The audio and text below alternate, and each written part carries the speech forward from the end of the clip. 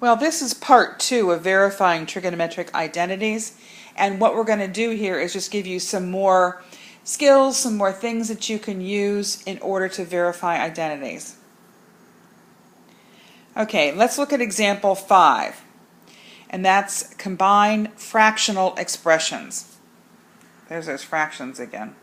Okay, so I want to verify cosine x over 1 plus sine x plus 1 plus sine x over cosine x is the same thing as 2 secant x. And I want to remind you once again, this really is not an equation, it's an identity. You can't cross over the equation sign. So I couldn't divide both sides by 2, I can't add 1 to both sides, I have to work separately with each side. So I'm going to choose to work with the left side and make that equal to 2 secant x. Alright, so my denominator is going to be, my common denominator is going to be cosine x times 1 plus sine x. And what that means is I have to do some multiplying. I need to multiply cosine x times cosine x, which gives me cosine squared x. And then I need to multiply 1 plus sine x times 1 plus sine x. And that is going to give me cosine squared x for the first term, and then when I FOIL this, or if I remember what a perfect square is, it turns into the trinomial 1 plus 2 sine x plus sine squared x. If you don't remember that, get a separate sheet of paper and do the FOIL on your own.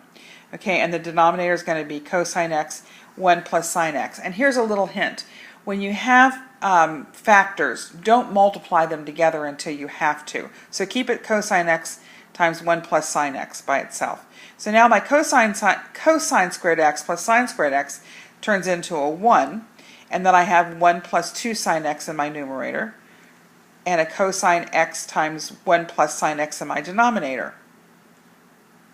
Moving up here to back to the top of the page, now I'm going to combine my 1 plus 1. I get 2 plus 2 sine x over cosine x times 1 plus sine x.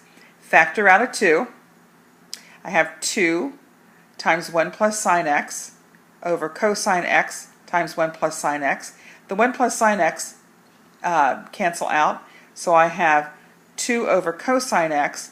Well, 2 over cosine x is the same as 2 secant x, so I have proven my identity, or verified my identity. Next, example 6. We can multiply the numerator and the denominator by the same number. Little example of this. When you have to rationalize a denominator, we multiply the numerator and denominator by what's in the denominator. So I have 2 over radical 2 equals radical 2 over, or times radical 2 over radical 2 gives me 2 radical 2 over 2, which gives me radical 2. So that's multiplying everything by the same numerator and denominator because we're just multiplying by 1. Okay, we want to verify sine x over 1 plus cosine x equals 1 minus cosine x over sine x. I'm going to choose to use the left-hand side for this. Remember, you can always choose which one you want. But let's start off with the left-hand side. So what I'm going to do is multiply the top and the bottom by the conjugate of 1 plus cosine x. Remember what conjugates are. If I have x over 1 minus square root of 2, I multiply 1 plus square root of 2 over 1 plus square root of 2 in order to get rid of that in the denominator. So I will have x times 1 plus square root of 2 over 1 minus 2, which is x times 1 plus square root of 2 over negative 1. Okay, so continuing, this is going to be sine times 1 minus cosine x over 1 minus cosine x squared. The plus and the minus in the denominator make it a minus, and then we'll have our cosine x squared. But you know that 1 minus cosine x squared is equal to sine squared x.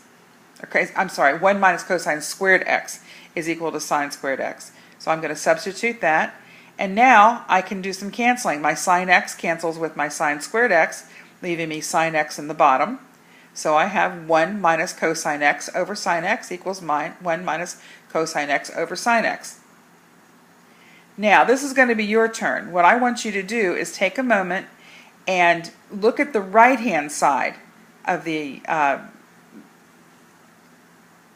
look at the right-hand side of the identity, which is 1 minus cosine x over sine x, and see if you can use the conjugate to get rid of the numerator. Oh, I know you can do it, you smart kids. Okay, example 7. Again, we want to change to sine and cosine. Remember, this is kind of your fallback position. When all else fails, change everything to sine and cosine. But this time we're going to have a fraction. So what we're going to do is we're going to do the left-hand side. I'm going to choose tangent x. First of all, I have a minus sine minus x. That is, sine is an odd function, so I'm going to change that to minus sine x, which is plus sine x, and over 1 plus cosine x. So when I change my tangent, it's sine over cosine plus my sine x, and then in my denominator I have 1 plus cosine x. I need to do something with my numerator. My common denominator is going to be cosine.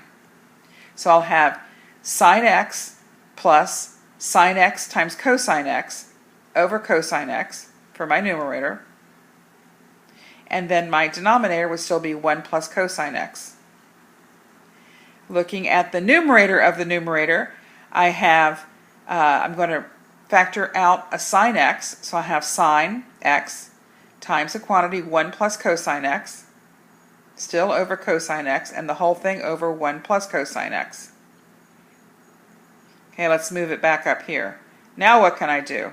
Well, I know sine x times 1 plus cosine x over cosine x divided by 1 plus cosine x. I'm taking my main fraction bar and making it into a division sign. Now you remember from middle school, when you are dividing fractions, it's keep, change, flip. I'm going to keep the first one, I'm going to change the divide to multiply, I'm going to flip the 1 plus cosine x.